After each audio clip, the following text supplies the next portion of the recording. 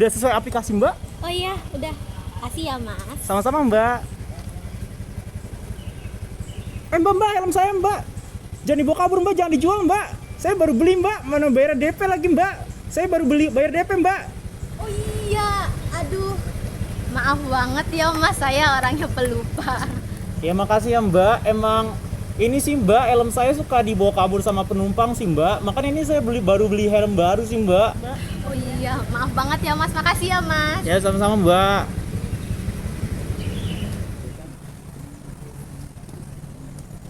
Tai. Woi, Wih, pagi-pagi udah datang aja lu. Rapi juga lagi. Mau pesen banget lu gue liat. iya kan soal gue mau ngerjain tugas kelompok nih ya. Tapi tar dulu deh, bukannya gue mau ngerjain tugas kelompok bareng lu ya? Masa lu lupa sih? Oh iya, sorry Tai. Semalam gue habis udah seminar kripto nih. Ini filenya masih ada loh. Ngomong-ngomong, tadi ada yang kelupaan tuh bawa helm. Sit. Biarkan gua, elu, abang ojeknya, dan Allah yang tahu ya masalah itu ya. Udahlah, mending kita cabut kantin aja yuk. Jauh lah. Anjay, akhirnya nyampe juga. Ki, lu nyadar gak sih, Ki, tadi macet banget, parah. Iya, gila sih Bim, macetnya parah banget tadi ya. Macetnya kagak ada hanta sih. Badan dua encok dah rasanya kalau kayak gini terus. Iya sama, gue juga bener rasanya pegel semua. Apalagi tadi deket pasar, aduh gila. Iya. Macet banget itu, parah men. Parah banget. Mendingan sekarang kita istirahat dulu aja di kantin kali ya? Yaudah kita kantin dulu deh. Hah? Itu ATS sama Alif gak sih? Lip, Tai. Tai, Ya, apa kabar? bro. Masa gue liat mau pesen banget lu berdua. Oh iya dong. Biar rezekinya nggak dipatok ayam, Pak. Lu kok udah nyampe aja sih pagi-pagi? Lah kan kita mau ngerjain tugas kelompok bareng. Loh, tugas apa lagi? Emang ada tugas lagi? Duh, pusing banget deh gue, banyak banget tugasnya. Ini kan kita kantin dulu aja deh yuk. Gue juga belum sarapan nih, lapar banget. Yaudah gimana? Cus, langsung kita kantin aja yuk. Wah, Iya, ayo langsung deh. gas.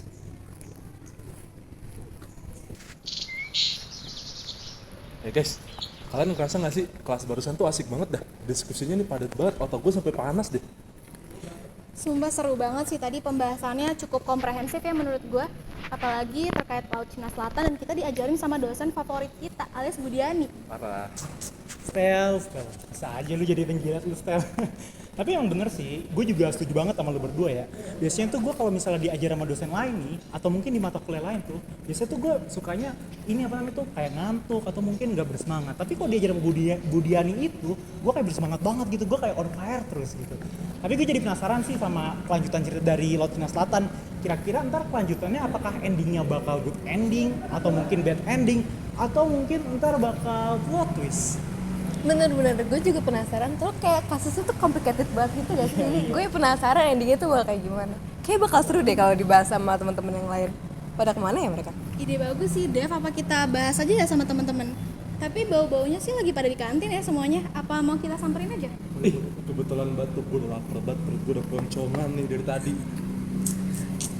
Jojo, kayak nih, gue lihat dari pagi, siang, sore, sampai malam nih, lu pikirannya cuma makan doang. Lihat Nojo, perutnya Nojo, udah maju banget, udah offset Jo. Lu mah enak Pi, cuman satu kelas. Gue 2 kelas nih dari pagi. Dari tadi pagi gue udah pusing, tenaga gue udah habis. Tapi iya bener, soalnya pembahasan tadi tuh kayak nguras otak. Gue juga jadi lapar. Yaudah. Daripada kita ribut-ribut nih, mendingan kita langsung caw aja gak sih ke kantin? Nyamperin yang lain? Tuh. Boleh banget sih, apalagi lu udah pada kangen kan sama teman-teman yang lain kan? Oke, gas lah bre. Yuk.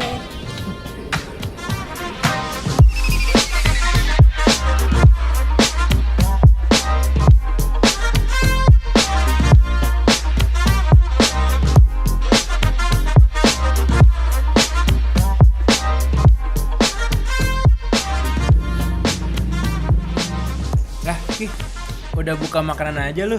Bagi kali. Gak ada, beli aja sana di kantin.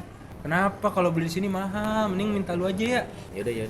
Nah, gitu dong. Lu masih awal bulan dompet udah kering aja. Ya, maaf, boros. Both of you, gue baru aja liat berita Hot Bingits tentang Laut Cina Selatan. Hah, kenapa tuh, Lip? Kebetulan banget nih, gue lagi research buat tugas kelompok kita tentang Laut Cina Selatan. Hah, coba lihat dong yang mana tuh. Ya, di saat negara-negara di dunia tengah fokus menangani masalah kesehatan dan ekonomi akibat COVID-19, China yang telah pulih terlebih dahulu rupanya tidak kasih kendor dalam urusan lain, termasuk klaim wilayah di Laut China Selatan. Dan baru-baru ini terungkap ya rencana China membuat zona identifikasi pertahanan udara atau ADIS di wilayah Laut China Selatan. Dan kita akan simak selengkapnya dalam ambisi China kuasai Laut China Selatan. Upaya China menguasai Laut China Selatan rupanya tidak main-main. Nah, sumber dari orang dalam militer China menyebutkan bahwa sejak 2010 silam, China berencana menguasai ruang udara Laut China Selatan dengan menerapkan Air Defense Identification Zone atau ADIS yang disebutkan bahwa kini otoritas China tengah menunggu waktu yang tepat untuk mengumumkannya. Nah, meski digunakan oleh banyak negara, biasanya penerapan dari Air Defense Identification Zone di atas daratan atau perairan ini hanya bisa dilakukan jika tidak ada sengketa dengan negara lain. Nah, padahal menurut bocoran, ADIS yang diusulkan ini meliputi rantai Pulau Pratas yang dikuasai oleh Taiwan, kemudian juga Paracel dan juga Spratly yang di mana ini adalah wilayah yang tumpang tindih antara zona ekonomi eksklusif negara-negara Asia Tenggara, diantaranya adalah Malaysia, Brunei, Filipina, Vietnam, dan juga Taiwan.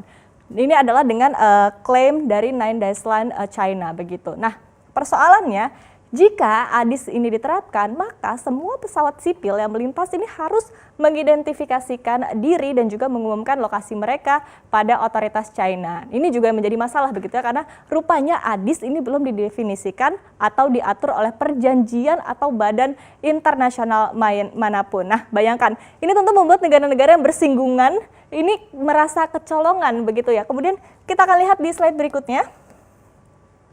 Ketegangan dan perebutan wilayah Laut China Selatan ini memang sudah berlangsung sekitar setengah abad, yaitu sejak tahun 1970-an. Di sini kita bisa lihat bahwa China ini kekeh gitu menganggap bahwa wilayah laut ini adalah sebagai teritorinya berdasarkan hak historis Nine Dash Line. Kita bisa lihat di sini yang garis putus-putus berwarna merah. Nah, padahal berdasarkan Konvensi Hukum Laut UNCLOS di tahun 1982, wilayah yang diklaim China ini adalah masuk ke zona ekonomi eksklusif negara-negara Asia Tenggara dan Taiwan atau 200 mil dari garis pantai keluar negara-negara ini. Nah, meski turut menandatangani putusan UNCLOS, namun pada prakteknya tidak diindahkan oleh China. Konflik dengan Indonesia pun juga kerap terjadi begitu beberapa kali di wilayah Laut China Selatan, lebih tepatnya adalah di sini, di Natuna Utara. Kita lihat di sini konflik antara zona ekonomi eksklusif Indonesia dengan Nine Dash Line China. Di awal tahun ini, Indonesia mengajukan nota protes RI untuk China karena 63 kapal ikan China dan 2 kapal Coast Guard ini masuk ke wilayah ZEE Indonesia tanpa izin dan menolak saat diusir. Kemudian sebelumnya juga di tahun 2016, kapal penangkap ikan asal China ditembak dan juga ditangkap TNI AL karena memasuki wilayah NKRI.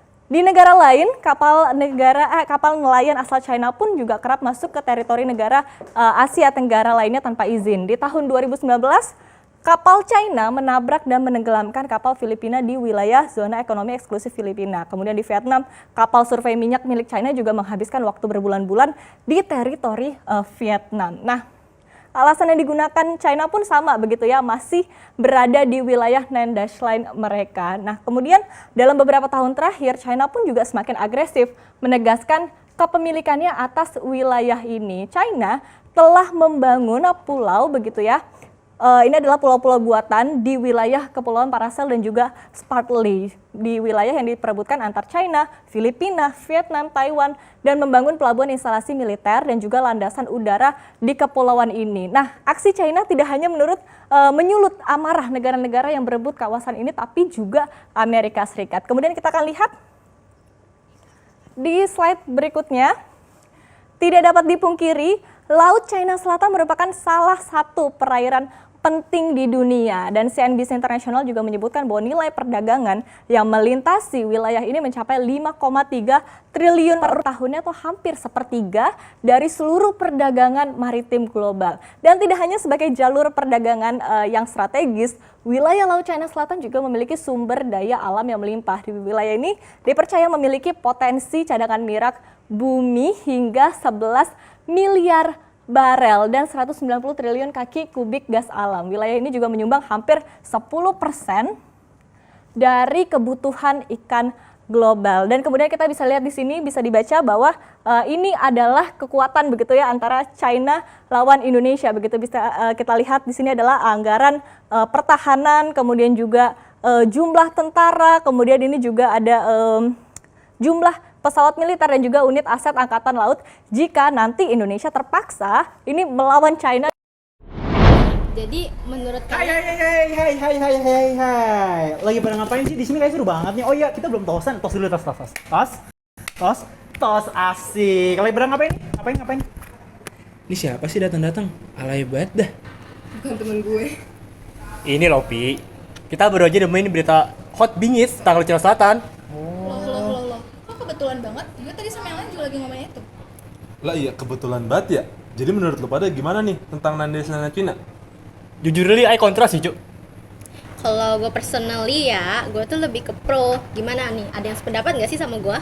Gue setuju sama lo, Tai. Soalnya klaim Cina juga berdasarkan sejarahnya kan. Gue juga setuju sih sama Devara, sama Taya. Secara kan kita anaknya sejarah banget gak sih? Dan kita pro Cina, dan gue juga ada darah Cinanya, jadi ya lebih pro Cina aja. Ngejail, Besti. Kalau gue sih kontra ya sama Cina tentang Nine Dash Land itu, soalnya agak gimana gitu gue ngeliatnya. Kayak kan kedaulatan wilayah perairan itu udah tertera di UNCLOS nih, dan Cina itu ngeklaim seenaknya aja gitu. Jadi kayak mereka tuh udah ngelanggar nih ketentuan yang udah ada di UNCLOS ini. Gitu sih kalau dari gue. Gue juga setuju banget sih sama Fakih. Lagian mereka tuh kocak banget sih, ngapain sih mereka tuh mengklaim baik gitu. Lagian Allah, ini juga pada kocak banget sih. Ngapain sih pada belain Cina? Melokal dong. Jadi ya, Pi, dengerin gue. Kalau berdasarkan bukti sejarah nih ya, itu tuh sejarah lebih kuat daripada hukum internasional. Hukum itu kan dibuat secara kesepakatan bersama. Sedangkan sejarah itu berdasarkan fakta yang udah ada. Nah, nggak gitu tapi masalahnya sejarah tuh masih bisa dimanipulasi. Set, lu lapar apa doyan dari tadi nyamot bae, Bu?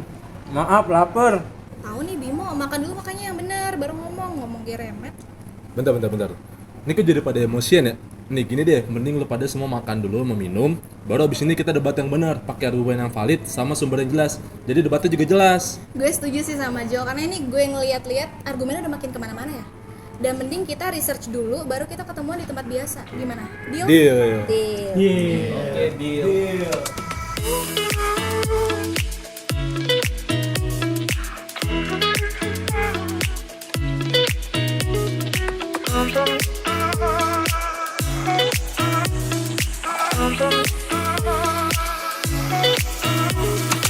Jobs, are you serious? Kita debat kayak gini? Gak ada tempat yang lebih jaksel lagi begitu? Senapati kek, Sebaks kek, atau apapun deh yang jaksel banget gitu. Masa pakai gini sih? Lip, ingat kata The Massive, syukuri apa yang ada.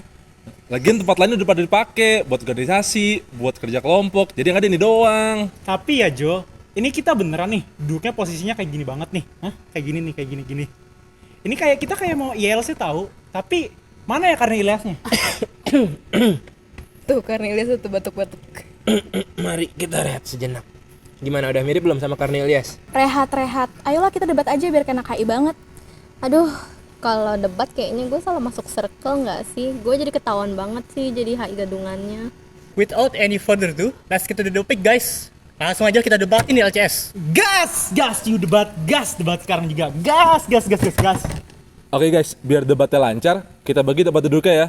Yang sebarisan sama gue tim pro, yang sebarisan sama Alip tim kontra. Nah, biar debatnya lancar juga, jadi nanti sebelum kita argumen, pasti orang sebelumnya udah saya ngomong, jadi nggak saling potong, biar sama-sama enak.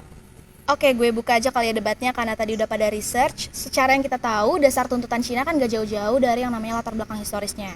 Yang mana berdasarkan dari sejarah pemerintah Kuomintang pada tahun 1947, klaim Cina dibentuk dalam peta meliputi 11 garis strip putus-putus, yang nantinya garis itu tuh nanti bakal dihapus 2 strip, dan 9 garis sisanya kita kenal dengan julukan Nine Dash Line. Nah, garis ini nih yang membentuk klaim Cina atas wilayah Laut Cina Selatan.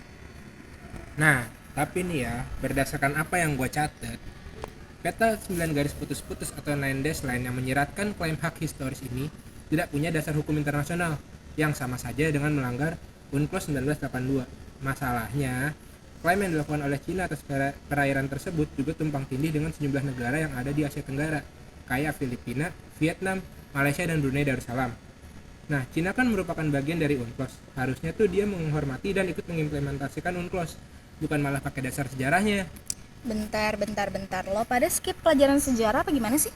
Iya nih, soalnya gue anak IPA. Makanya dengerin gue. Kalau merujuk pada perjanjian perbatasan antara Cina dan Prancis tahun 1887, Kepulauan Parakel dan Spratly ini diserahkan kepada Cina. Nah, di sisi lain, Jepang juga harus mengembalikan seluruh wilayah Cina yang didudukinya. Wilayah yang dimaksud itu termasuk Kepulauan Nasha atau yang lebih dikenal dengan Kepulauan Spratly, yang mana kepulauan ini tuh menjadi bagian dalam Laut Cina Selatan. Jadi harusnya sah-sah aja dong buat Cina untuk klaim itu. Tapi gue kurang setuju sih Stel sama pendapat lu. Tadi gue baru riset nih. Bentar ya, gue cari dulu. Oh iya nih, gue nyiapin data-data penting biar ntar kalau gue ngomong nggak salah gitu, biar nggak diserang sama SJW Laut Cina Selatan. Oke nih, tadi nih hasil riset gue nih buat nyanggah pernyataan lu nih Stel. Nih, tapi kan Cina itu mengklaim Kepulauan Paracel itu secara sepihak gitu. Padahal secara geografis Kepulauan Paracel itu punyanya Vietnam. Nah, Kepulauan Paracel itu apa sih? Kepulauan Paracel merupakan kumpulan dari 130 pulau karang kecil dan terumbu karang di bagian barat Laut Cina Selatan. Kepulauan ini tuh memiliki banyak sekali biota laut dan juga menyimpan cadangan energi yang besar dan potensial. Jadi itu Cina nggak berhak ganti nama Pulau Paracel menjadi Pulau Sisha. Makanya sekarang untuk memperkuat kedudukannya di Kepulauan Paracel, pemerintah Vietnam tuh udah membuat museum di pulau tersebut. Nah, museum itu isinya apa aja sih? Museum itu tuh isinya ada ruang pameran, ada dokumen, ada peta, dan foto-foto mengenai pulau tersebut. Nah, fungsi utama dari museum tersebut itu apa? Itu fungsinya adalah untuk menekankan pada dunia bahwa pulau itu punyanya Vietnam, bukan punyanya Cina. Jadi gue setuju banget nih sama tindakannya pemerintah Vietnam untuk melakukan hal tersebut. Nih, gue tunjukin nih ke foto mapnya nih ke lu, tadi udah gue gambar nih. Nih, lihat nih, Stel. Lihat ya, lihat nggak? Ya udah. Lihat ya. Ini apa? Vietnam. Ini Cina, ini Hainan, ini Danong, dan ini Kepulauan Paracel. Nah, Hainan ini masih daerahnya Cina nih. Dan ini Danang juga masih daerahnya Vietnam. Coba lu lihat lebih dekat ke mana? Lebih dekat ke mana? Ya. Vietnam kan berarti punya siapa? Punya Vietnam dong. Mending Berarti kayaknya argumen lu tuh kurang sih. Mending kita dengerin argumen Devara deh. Nih, gue sih setuju sama Stella ya. Soalnya gini Devi, katanya secara geografis kan mau bilang itu punya Vietnam ya. Tapi menurut gue lihat dari data Factbook CIA, Kepulauan Paracel bahkan nggak punya populasi asli penduduk Vietnam. Di sana isinya tuh garnison militer Cina yang berjumlah 1.400 orang. Mana orang Vietnamnya? Katanya itu punya Vietnam, tapi yang ngisi kok bukan orang Vietnam, malah orang Cina. Nah, ngomong-ngomong tentang sejarah juga nih ya, berdasarkan sejarah Cina itu sendiri, Cina itu udah manfaatin Laut Cina Selatan sejak dinasti Han. Nah, terus pas Perang Dunia II nih ya, Cina itu ngerebut Pulau Nansha yang direbut sama Jepang pada waktu itu, dan menempatkan Pulau Taiping, Pulau Zhongye, Dongxiang, Sanzhou, dan lain-lain. Setelah itu, Cina tuh mulai patroli secara ekstensif di Laut Cina Selatan dengan 9 garis putus-putus yang udah diakui secara internasional. Jadi, klaim Cina atas hak berdaulat dan yurisdiksi di Laut Cina Selatan itu telah terbentuk dari sejarah yang udah panjang. Bentar nih. Gue kurang setuju sama pendapat lu itu, Tai. Kalau menurut gue nih ya, klaim Cina atas perairan Nine Dash Line-nya itu nggak sesuai sama yang tertera di dalam UNCLOS 1982. Lebih tepatnya di dalam bab 5 pasal 56 sama 57. Lagian juga berdasarkan berita-berita yang udah ada nih, Cina itu melakukan aktivitas pengambilan ikan sampai dikawal dengan kapal China Coast Guard atau CCG. Nah, kalau menurut gue itu udah masuk ke dalam pelanggaran wilayah kedaulatan Republik Indonesia. Gue strongly agree sih sama Fakih sih. Klaim China atas Nine Dash Line yang berdasarkan klaim historis tersebut udah jelas banget gitu loh, melanggar ketentuan yang ada di UNCLOS 1982. Dan seperti yang kita tahu juga bahwasannya China itu telah banyak melakukan tindakan-tindakan yang merugikan lain-lain di perairan kedaulatan negara lain. Nah, sebagaimana tadi yang udah disebutin juga sama Fakih, yang tertuang dalam UNCLOS 1982 bab 5 pasal 56 ayat 1A yang berbunyi, hak-hak berdaulat untuk keperluan eksplorasi dan eksploitasi, konservasi dan pengelolaan sumber daya alam, baik hayati maupun non-hayati, dan perairan dari dasar laut dan dari dasar laut dan tanah serta di bawahnya, serta berkenaan dengan kegiatan lain untuk keperluan eksplorasi dan eksploitasi ekonomi zona tersebut, seperti produksi energi dari air, arus, dan angin. Dan juga nih ya, gue mau nambahin nih, seperti yang tuang juga dalam bab 5 pasal 57 tentang lebar zona ekonomi eksklusif yang berbunyi, zona ekonomi eksklusif tidak boleh melebihi 200 mil laut dari garis pangkal dari mana lebar laut teritorial diukur. Gue tuh di sini menilai bahwa klaim China atas perairan Natuna dan landas lain itu tidak masuk akal banget gitu loh. Hal ini karena klaim historisnya tersebut tidak memiliki dasar hukum yang kuat, sehingga Pengadilan Internasional pun mendasari pada UNCLOS 1952. Dan mereka menganggap bahwa klaim China itu tidak memiliki dasar historis yang kuat. Lo. Jangan salah paham dulu, Lip. Mungkin ini lo nggak tahu. Tapi di UNCLOS pun diatur atas klaim historis atau sejarah suatu negara. Nih gue kasih tahu ya. Gue baca biar konteksnya jelas. Jadi di UNCLOS pasal 298A di ayat pertama itu ditulis bahwa perselisihan mengenai interpretasi atau penerapan pasal 15, 74, dan 83 yang berkaitan dengan delimitasi batas laut atau yang melibatkan teluk atau gelar bersejarah dengan ketentuan bahwa negara yang telah membuat perjanjian ketika perselisihan tersebut muncul setelah berlakunya konvensi ini dan jika tidak ada kesepakatan dalam jangka waktu yang wajar dalam negosiasi antara para pihak atas permintaan salah satu pihak yang bersengketa menerima penyerahan masalah tersebut ke konsiliasi berdasarkan lampiran kelima bagian 2 dan dengan ketentuan lebih lanjut bahwa setiap perselisihan yang perlu melibatkan pertimbangan bersamaan dari setiap perselisihan yang belum terselesaikan mengenai kedaulatan atau hak-hak lain atas wilayah kontinental atau pulau-pulau akan dikecualikan dari pengajuan tersebut. Jadi sebenarnya klaim historisnya Cina tuh bukan gak berdasar. Terbukti bahwa di UNCLOS pun klaim tersebut dilindungi. Nah ini nih gue setuju banget sama Jo. Lagian kenapa sih pada sengketa mulu?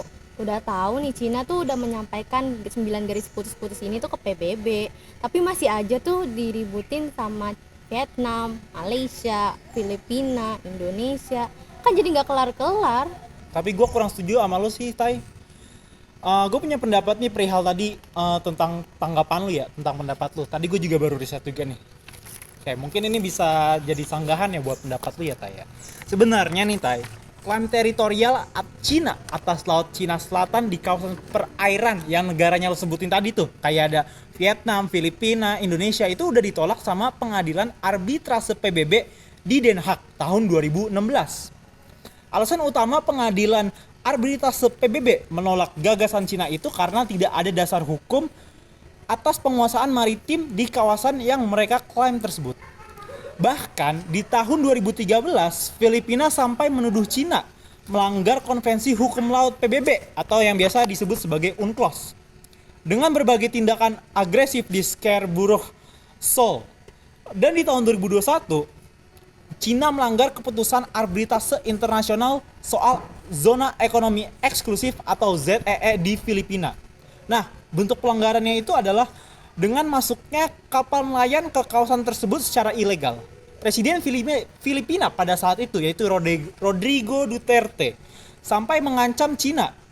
Ia mengancam jika Cina tetap berada di kawasan tersebut, terlebih lagi jika Cina sampai mengambil kekayaan alam biota laut dan hasil bumi di ZEE Filipina. Filipina akan mengirim kapal perang untuk siap mengusir, bahkan siap berperang dengan Cina jika Cina tetap bandal. Tetapi kalau dilihat-lihat kayaknya sih sekarang Cina masih bandel juga ya. Soalnya tadi gue baru riset sih tadi, baru baca juga nih. Yang breaking newsnya itu Cina sekarang lagi ngirimin kapal ikan, kapal patroli, pesawat jet tempur, bahkan sampai membangun pulau buatan dan instalasi militer di kawasan ZEE Filipina. Parah banget kan emang Cina ini nih. Gue jadi kasihan banget sih sama Filipina. Nah, ini bisa menjadi sebuah tanda bahwa tuh Cina tuh ingin mendeklarasikan perang dengan Filipina. Ini kalau udah dalam skala paling besar ini, udah bahaya banget sih ini Cina nih. Gak boleh dibiarin nih emang Cina ini.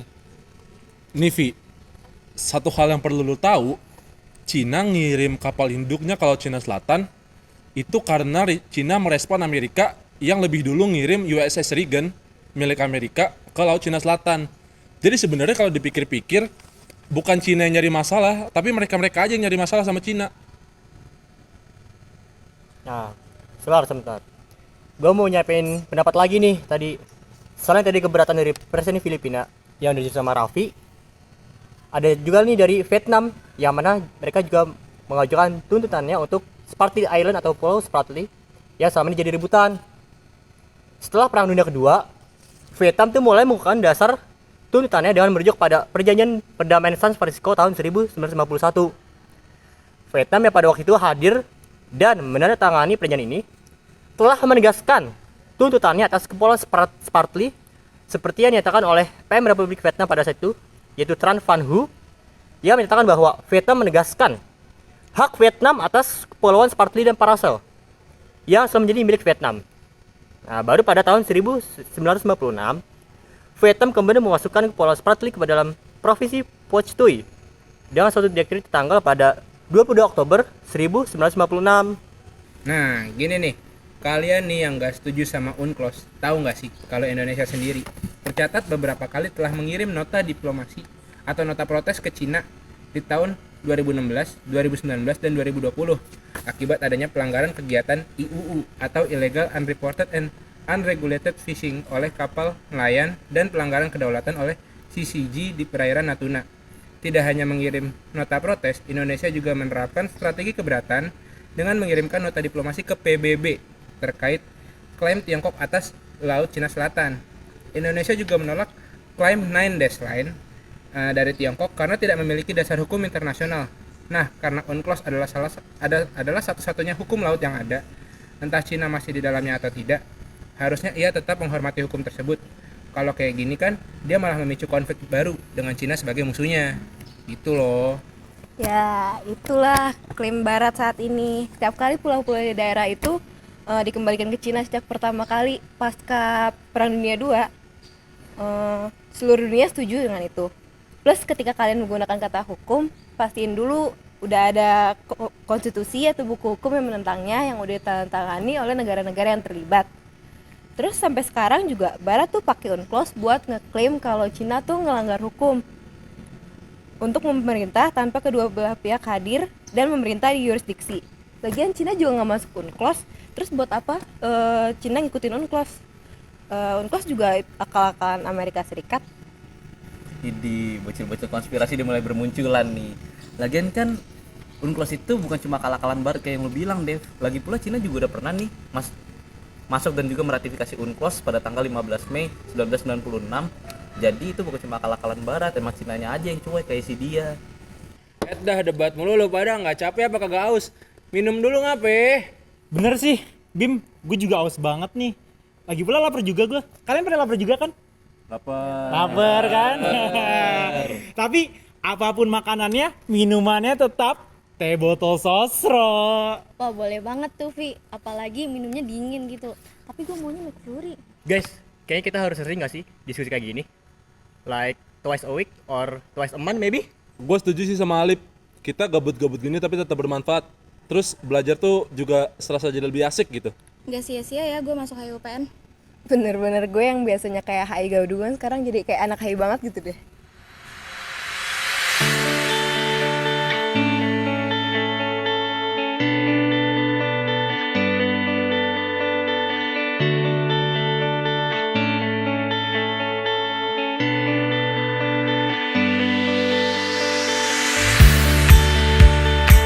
Tadi ada yang lupa tuh bawa helm. Stop cut lu.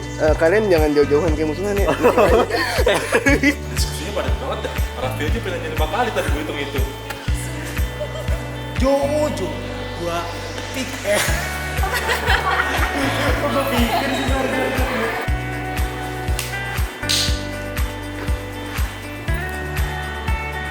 Turunin, jangan naik terus. Mau nanya. Mau nanya. Bener banget sih lo. Jangan senyum. Ya, Jawabannya senyum. Syukuri apa yang ada. Lagian tempat lain udah pada dipakai buat organisasi, buat kerja kelompok. Jadi yang ada ini doang. Jojo, tapi suara lo bagus. Gua Cut. Kita gabut-gabut gini tapi bermanfaat. Kalian belajar yang asik. Cut dong. Bapak ya bapak